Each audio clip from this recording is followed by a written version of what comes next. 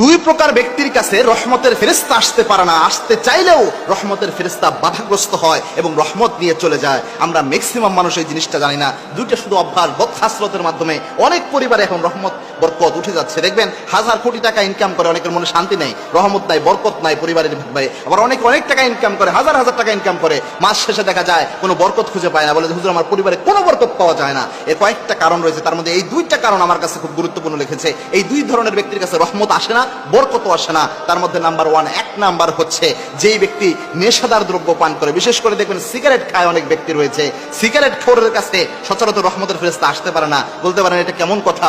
একটা হাদিস শুধু শুনেন, আল্লাহর হাবিব সাল্লাল্লাহু আলাইহি ওয়াসাল্লাম কি কথা বলে গিয়েছেন। আল্লাহর হাবিব সাল্লাল্লাহু আলাইহি ওয়াসাল্লাম একবার সাহাবা একরামকে বললেন, ও আমার সাহাবীরা খবরদার, তোমরা যখন পেঁয়াজ খাবা, কাঁচা পেঁয়াজ খাওয়া অবস্থায় মুখে যে দুর্গন্ধ হয়, এই দুর্গন্ধ নিয়ে তোমরা মসজিদে আসবা না।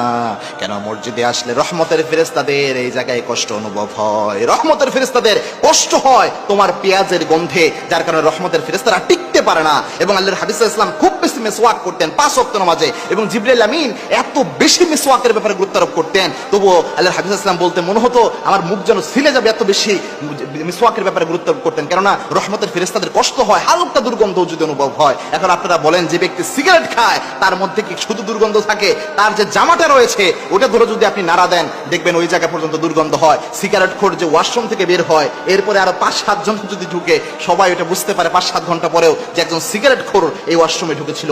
এতটা মারাত্মক দুর্গন্ধ হয় একজন সিগারেট খোরের সাথে। তাহলে এই ব্যক্তির কাছে রহমতের ফেরেশতা আসবে কিভাবে রহমত নিয়ে? মারাত্মক। 2 নম্বর হচ্ছে, সিগারেট কিন্তু হারাম একটা উপাদান। অনেকে এটাকে আগে মাকরু বলতো, জর্দাকে এবং সিগারেটকে, কিন্তু মেডিকেল সায়েন্স এখন যেহেতু এগিয়ে গিয়েছে, এখন এগুলোকে মাকরু বলার কোনো সুযোগ নাই। কেননা যে জিনিস শরীরের মারাত্মক ক্ষতি করে, যে জিনিস বেশি খেলে শরীরের মারাত্মক ক্ষতি হয়, সেই জিনিস অল্প খাওয়াও হারাম। আল্লাহর হাবিব সাল্লাল্লাহু আলাইহি ওয়াসাল্লামের একটা হাদিস আছে, যে জিনিস অধিক খেলে আপনার মানসিক অবস্থা রয়েছে এবং আপনার স্বাভাবিক যে চালচলন রয়েছে এটা ব্যাহত হয়ে যাবে, অর্থাৎ মাতলামি চলে আসবে, ওই জিনিস অল্প পরিমাণেও হারাম। সিগারেটের যে উপাদান রয়েছে, এই নিকোটিন বা ভিতরে যেটা থাকে, এটা অনেক বেশি খেলে আপনি স্বাভাবিক থাকতে পারবেন না, আপনি আপনার বিবেককে হারিয়ে ফেলবেন। আবার জর্দা যেটা, ওটা অনেক বেশি খেলে, 1 কেজি খেলে আপনি কোনোভাবে স্বাভাবিক থাকতে পারবেন না। সুতরাং এটা অনেক দিক থেকে বর্তমান যারা আধুনিক স্কলার রয়েছে তারা প্রমাণ করেছে যে যারা সিগারেট খায়, জর্দা খায়, দুইজনই হারাম খায়, এটা কোনোভাবে মাকরু বলার সুযোগ নাই। যদিও 2-1 জন বলেছে, তবুও মনে রাখবেন এটা খুব মারাত্মকভাবে দুর্গন্ধ জাতীয় একটা জিনিস। এই জন্য এটা থেকে অ্যাভয়েড করার চেষ্টা করবেন। নেশাদার দ্রব্য কেউ পান করলে, নেশাদার দ্রব্য কেউ খেলে